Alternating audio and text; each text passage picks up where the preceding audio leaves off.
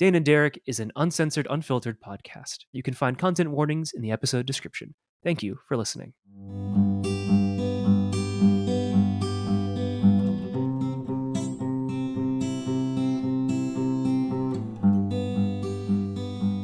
Hello, everybody, and welcome back to our little corner of the internet. My name is Derek, and this is the Dane and Derek Show. Wow, I haven't said the in the show in a long time.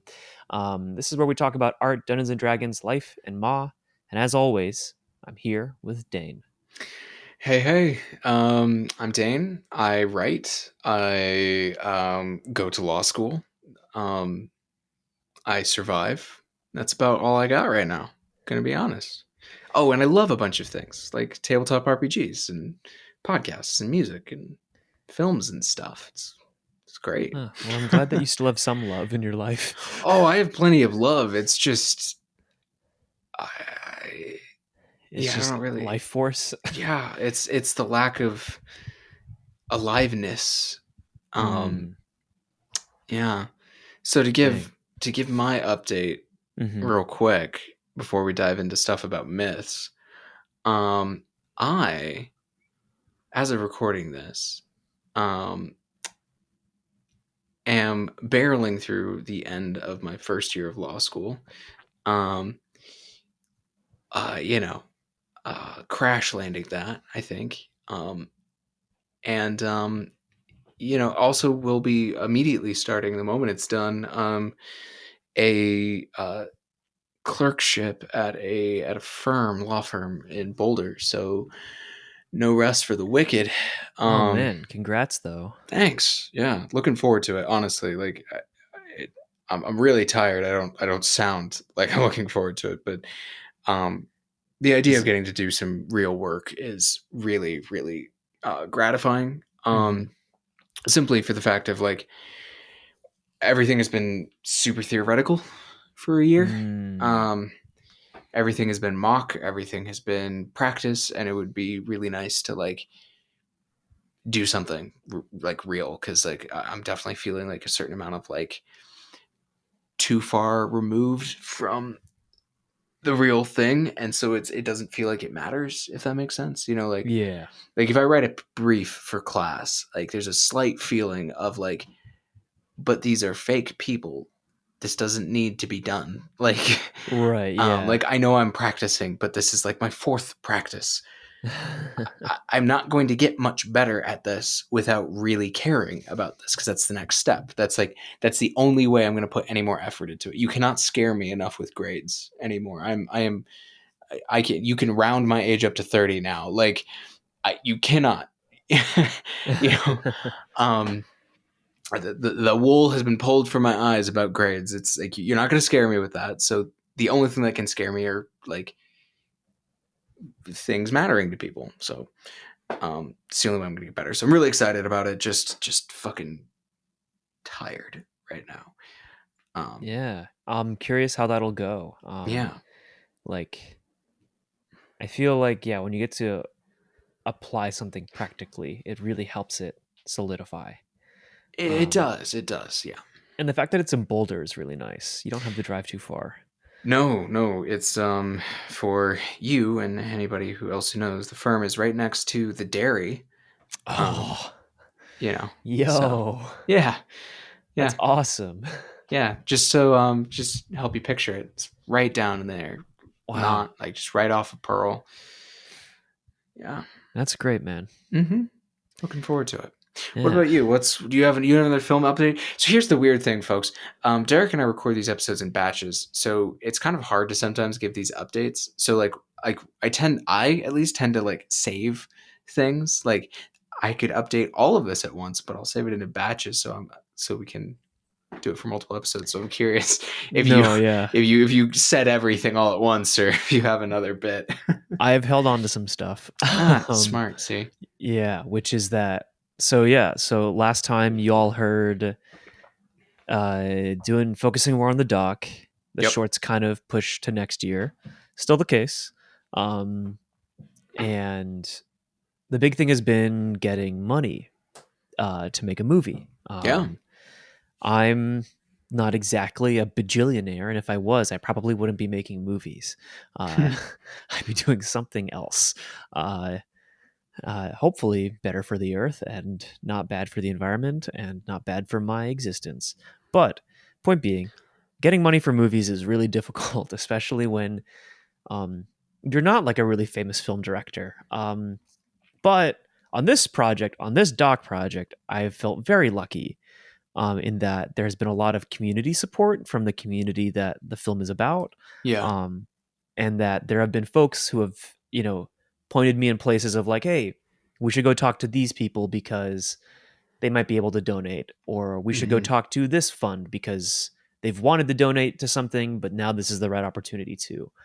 Um, and so there's been a lot of conversations like that, and for like starters, like I've made several budgets for this film, all of which are like dirt cheap for a feature length doc. And one of the budgets got approved, which was really awesome. And um, we were encouraged to actually try and find additional funding. So we've been continuing to apply to a lot of grants, and um, we're recording this in April. But in late May, early June, we have another like not a pitch, but a presentation, I guess, that we need to prepare a sample for, to see if we can get another like fund or grant for the project. And hopefully, sometime this summer, there will be some more stuff about it on the internet. You can follow it on Instagram. The film is called "This Is Not a Showcase," um, and that was it's based off of a sort of mantra that the uh, organization follows. And I think like having like attached a title to the project, it's become a lot easier to pitch and a lot easier for people to identify. But it's nice to be working on a movie where I'm not pulling all like the pockets of my jeans out to try and find all the change. It's nice to know that there is some money to work with, at least for this initial physical production part. We still haven't figured out how we're paying for like post production or the festival run. That's something we're still going to figure out later. Hmm. Um, so that's the other interesting part about raising funds for movies. You sometimes just do it in phases, like a startup. Um, they should really teach more startup stuff in film school, and accounting. And I think everyone that does film should be required to do production accounting at least for a semester, um, because that is something that like I took like one, not production accounting, but um, it was like one semester of like it's like production accounting and entertainment law and producing all in one course, which it should really be three separate courses. And Yeah. that has like I'm now like having to use a lot of that knowledge to kind of like make sure I do everything right and that I don't end up needing to pay a ton of taxes and that I am like able to make sure I can pay people and stuff like that. Which I think is really exciting. I get to actually like pay people on this. Not a lot, but I get to pay people something. Um, Love and that that. Yeah, and that was like always a dream.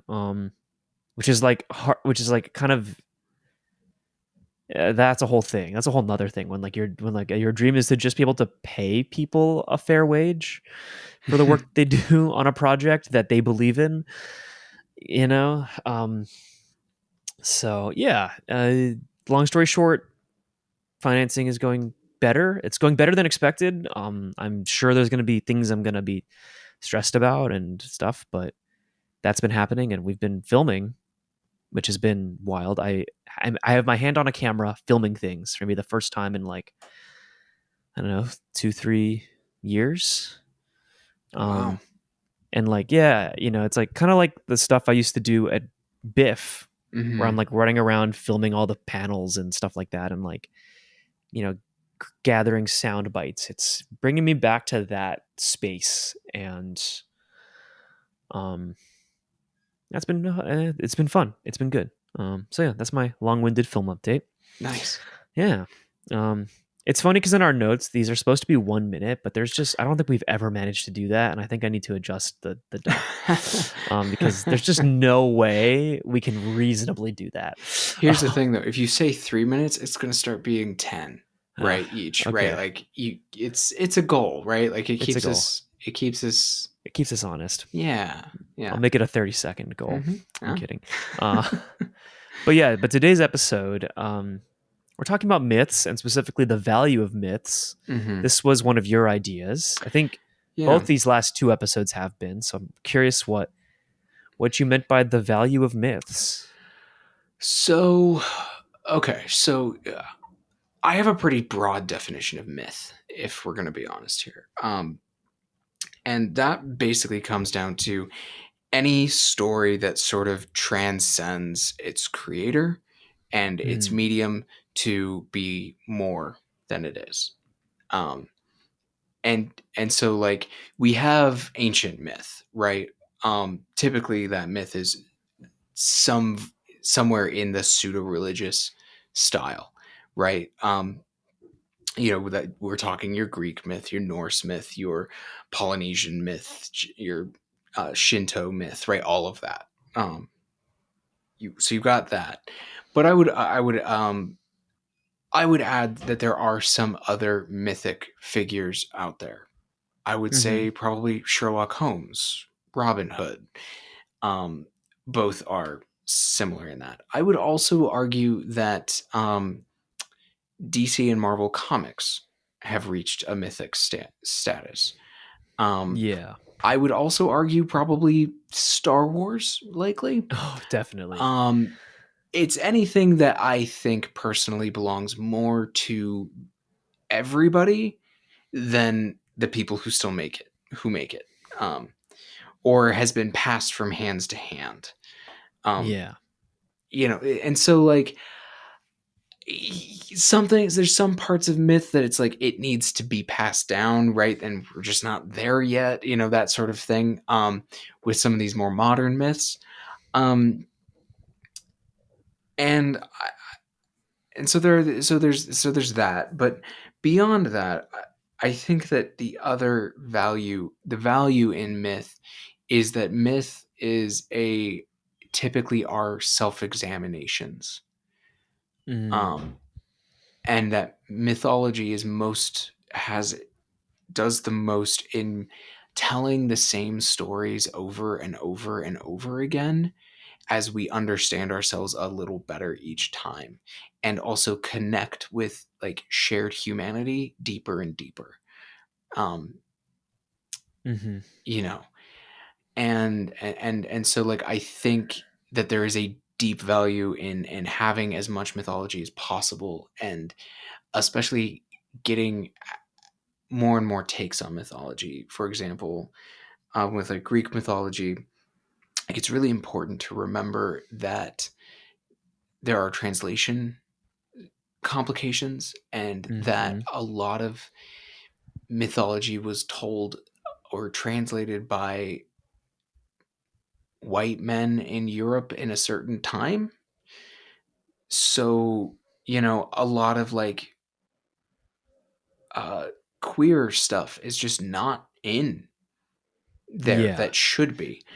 Or Right. like there are like five different tellings of Medusa and Arachne, hmm um, about like wherein like from the male perspective those women were cursed, whereas there are female tellings of those myths in which Athena was protecting Medusa and Arachne for harms done to them specifically by men.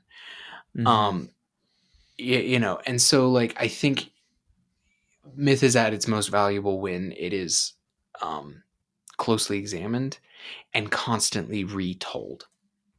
hmm um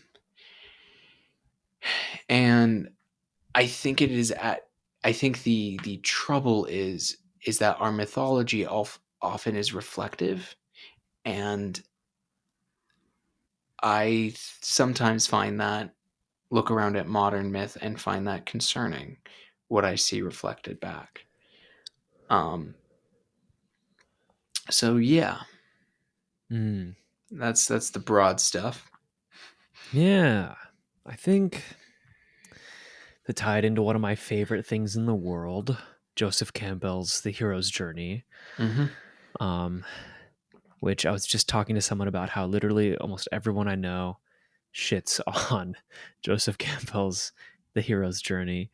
Um, But I think that there's like a lot of value to like what Joseph Campbell did in like exploring the similarities between all of these mythologies and the tropes and stories that they tell. Yeah, I think sometimes Joseph Campbell gets like a super bad rap because a lot of people think are like he tried to make a formula for how to write a story, and I'm like, no, no, he was analyzing a lot of stories. It's an analysis. It's not a Yeah. recipe. Like Right. you don't have to follow it, man. You know, Yeah. Hayao Miyazaki does not, and Right. a lot of his stuff is amazing, right? Like, Yeah. But I think like the thing that we don't talk about with Joseph Campbell's work is like the human universals aspect of it. mm-hmm, Like the idea that there are things that every culture and every person has figured out at some point that is shared amongst everyone. And I think like to that end, right? Myths are like that. You know, everyone has a myth for something, and mm-hmm, everyone has similar kinds of characters in their myths. And that's like really cool. And I think like it's like a really unique and I guess like like when we think about like things to pull from, right? For mm-hmm. like crafting stories, pulling from ancient myths that have held the test of time thousands of years. I think there's something to be learned from like studying ancient mythology, you know? Mm-hmm. Yeah, because like you said, myths are there to tell us something about ourselves. Or Yeah. they're often explanatory, Yes. right? They're often explanatory. They're often warnings. You know, fables are sort of myth. Like Grimm's fairy tales are sort of myth, right? Like Yeah. I don't know if you've seen this post online, but I saw a post where it's um, like Norse mythology goes, unfortunately, Loki was bored. Greek mythology goes, unfortunately, Zeus was horny. Shinto mythology goes, unfortunately, Susanoo was rude. Like, Yeah. like it's very much this like it's there's just a lot of archetypical stuff going on in myth. Yeah. And um and I think that there's just something valuable about that. And I mean, like, they're not gospel too, right? And I think that's something I really like about mythology. And I have a really broad term for what counts as mythology. Um, and part of what I like about it is that it has a religious quality Mhm. without necessarily being religious, right? Mhm. Um, like, there are some exceptions. Like Shintoism still has its practitioners, right? That like a lot of these things still do, right? Um, but on the other hand, like Beowulf, ancient, you know, myth, not really a religious text. And so you can take a lot of like what there is to love in religious texts but being divorced from people's beliefs in a lot of ways. And I think there's something very cool about that. Um Yeah. and the things it lets you do, right? Like, and I think that like there's something just very cool about, like touching in with these stories again, because as much as people like I kind of I both love and hate when people say like every story's already been told. Because on the one hand I do think it's very freeing in the sense of like, oh, okay, so I don't have to worry about being perfectly original. um and sometimes I think that people pejoratively use it to be like, well, don't tell a story, it doesn't matter, right? Like there's a Right. nihilistic Yeah. version of that. But on the other hand, I also like thinking of it as like, oh, okay, so we're all telling the human story, and it's just my voice and my notes in the chorus making up this beautiful chord that is humanity telling its story over and over and over again, and Yes. hopefully improving on it every time, right? Mhm. Like if you look at like something that's amazing about mythology is that like functionally to me, uh, you know, Thor and Thor are they function roughly the same, right? They are Mhm. a heroic, powerful figure. Mhm. Modern Thor is a much better being, kinder, Yes. more heroic, less violent and rageful and wrathful. I Uh-huh. think it's incredible to see that change, you know, and also why it's important to look back and see what like people put on there, like what the translators said. I think that's important because also sometimes it's not quite as regressive as people would think. Um, People should really look into the whole Hades Persephone thing. There's some fascinating arguments around what the translation is there. Um, Yeah, well, I mean, have you read Lore Olympus? yeah. So So good. anyway, but yeah, so good. But like, there's so much to draw on from there. Like you've seen Oh Mhm. Brother Where Art Thou, right? Yeah, I mean, it's the Odyssey, It's the and Odyssey told amazing. I yeah. love that movie so much. Um and like these things have just a lot going on, and it's just I think it's important to see what stories are resonating, right? Like like for example, like to take like the less appreciative approach where I'm not uh, extolling the virtues of connecting with all of humanity and seeing like how your voice fits in and seeing how like people were wrestling with, well, what do I do when I get angry 1,000 years ago and today, like um there is also the side of it of like what are we having our heroes do, right? Like I find a very concerning thing that superheroes fight for the status quo. I find that concerning, you know um Mhm. or the amount of it's all it's I it's both comforting and worrying that like we have the Iliad and we have Star Wars. Mhm. Where it's like, oh, we are still figuring this war thing out, ain't we? Like, Mhm. you know, I just, there's just a lot there, and I think there's a lot that's like rich and just Yeah. meaningful. Yeah. Yeah. I think that's really the beauty of myths, right? Is just how vast it is and how much space there still is, you know. Mm-hmm. Um the difference between something like Thor the hero, Thor the character, Thor the movie character, and like Thor and Xeno Warrior Princess is a lot, right? You Right, know, but they're all Thor, they're all Thor, and or like yeah, like I don't know, like I've always thought about like I think something that I've like enjoyed, you know, about like your novel is that it's like not to spoil anyone, it is like a retelling of mythology from a very different perspective, and it's something that like I think like when myths do that, that's really fun. Um, like I've always thought like, oh, it'd be really cool if like you know like Hercules was like a WWE wrestler or something, or like Hercules was like a lumberjack in the woods, right? Like, mm-hmm. um, I mean, like in some ways, like Wolverine is like a retelling of like certain kinds of mythologies, right? And I think there's something to be gleaned from that.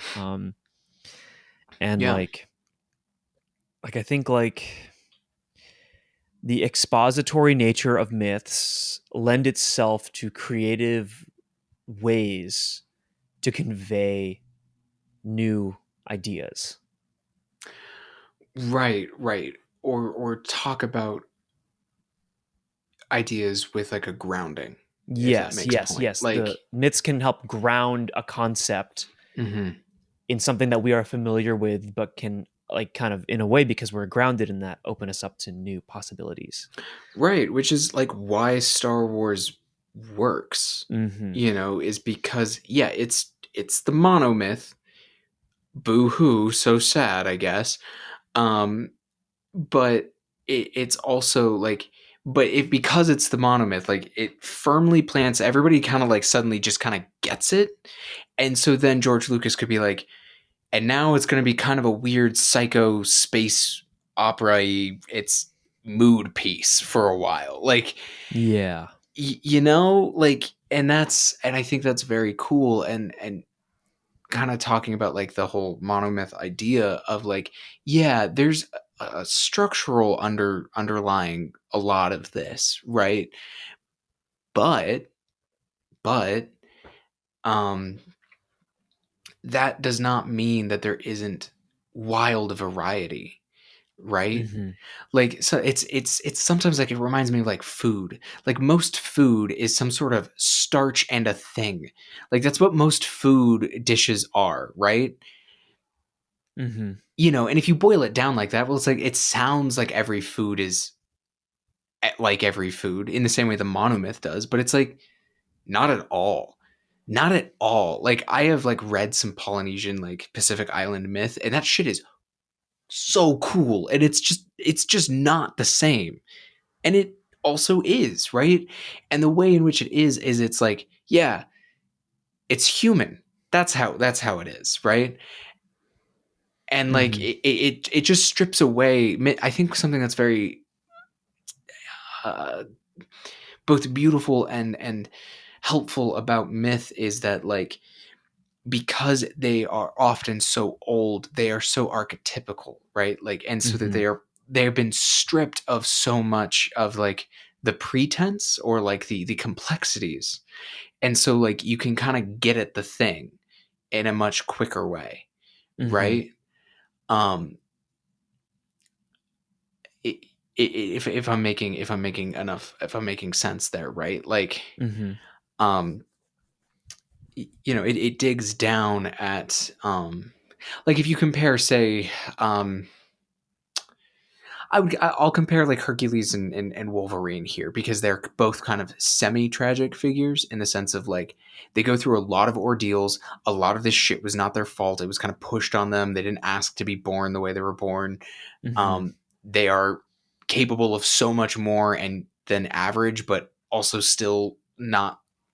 They're not like Superman level of like near god, like true godliness. It's just like I'm just a lot more, but Wolverine has all this stuff attached, right? Like it's like he's a guy with like metal claws, but that metal came from an experiment because his real power is regeneration, and he's a mutant, which is a thing that da da da da da da da da da, right? Like you get all this like layers, and it's like Hercules is like he's half god, he's real strong.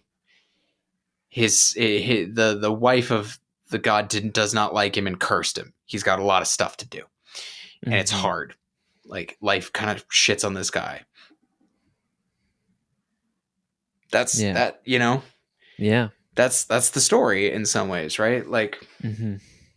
um and so like I think that's very there's just so many of them, and they all have their intricacies and beauties and imaginative ideas, um and I think that's just honestly spectacular. Yeah. Yeah, but we're running low on time, so I want to ask top three. 3 or 5. You want 3 or 5 slots for top 5 myths? And in this one, we're saying non-modern myths, so has to be pre 1900 in my brain. Oh, so I can't say like Seven Samurai or something. No, no, no, no, Ah, dang. Okay. no. You could probably say Wolf and Cub though. I don't know when that. Mm, Hmm. let me just Google. But let's do three, just because I Okay, let's do know, 3. Yeah, because five will turn into 8, this is true. That is how that will go. as we've learned about ourselves. Mm-hmm. Um, yeah. Okay. Man, the Epic of Gilgamesh. Classic. Okay, I Um, can't say that. That's all of them. um, yeah, the Epic of Gilgamesh. Mhm. I think like any of like the Arthurian King Arthur myths. Mm-hmm. Mm-hmm. Um, and then, I mean, any of the ones that were that or that like my mom told me growing up that are like specifically like Filipino myths were mostly Yeah. just Filipino horror stories and monsters. Oh No like yeah. specific myths, but Mm-hmm. um like when I got older, there were myths I learned about like children who like take things from trees. Like it's kind of like a Filipino version of the giving tree, where like this guy like takes like he like gives, except it's like the reverse. He like gives up his heart Hmm. um to like help protect like his village, and it becomes like the first mango tree or something. It's really cool. Huh. It's like a Wild. Visayan myth that I've horrendously butchered, but it's really cool. um yeah, and I think it's because like, and and of course after that, right, you got Hercules, Theseus, any of the ancient Greek myths I do enjoy. Yeah. Odyssey is up there. I think the 2003 television movie is like one of the greatest things ever made. um but yeah, I actually have Circe and was it Song of Achilles on my shelf. Nice. I need to read those. Mm-hmm. But yeah, what about you? Okay. The Tale of Orochi, the Oh eight-headed yeah. dragon from Shinto myth. That was my one of my grandmothers. That was one of my bedtime stories with her. Um, so that one's a favorite. You said a lot. You said a fair number of mine. Because I'm a big sucker for Greek. As you well know, have a soft spot for Heracles. Yep. For sure. I do have a soft spot for the Odyssey. I have also a soft spot for any stories of Athena or Artemis in Mm. particular. Um, yeah, and then probably maybe favorite of all time, Beowulf. Oh wow, that is a classic. Yeah, that one like Gilgamesh is absolutely one of those like it's That's right like, up there. it's like a pretty foundational myth. Maybe Yeah. that could be a good episode, a follow up to this, like foundational myths, like myths that like are outside of the ones that we read in school. They're like things that they're things that we like really go back to, because Beowulf is like so much in your work. Um, Beowulf, yeah, Beowulf shows up in my work a lot. Um I will say that like Greek myth shows up mhm. in particular, those two. Um Yeah. yeah. And if I'm being honest, no small amount of um what's of like American, not tall tales. You know, your fucking Johnny Appleseeds, your Paul Bunyans. There's like a special word Mm. for them. Maybe it is tall tales. Um, hmm. Anyways, Yeah. Well, I think we should probably talk more about myths another time. I think there's definitely more to discuss, and I don't know. I mhm. actually have an idea that I came up with while we were talking about myths that I want to pitch to you off mic. Sounds good. Yep. Yeah. Well, I think we can call it for today. We've been trying to keep these episodes tight, just because we've really let it get away from us these last few We months. have, and I have so much studying to do.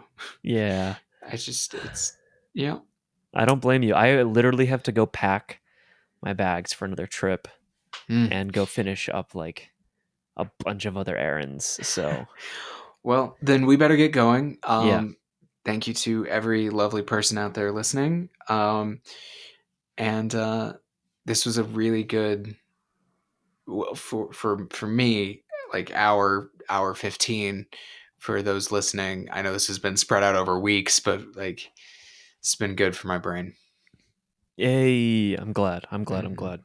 Good from a very soul. Yeah. Mm-hmm. All right.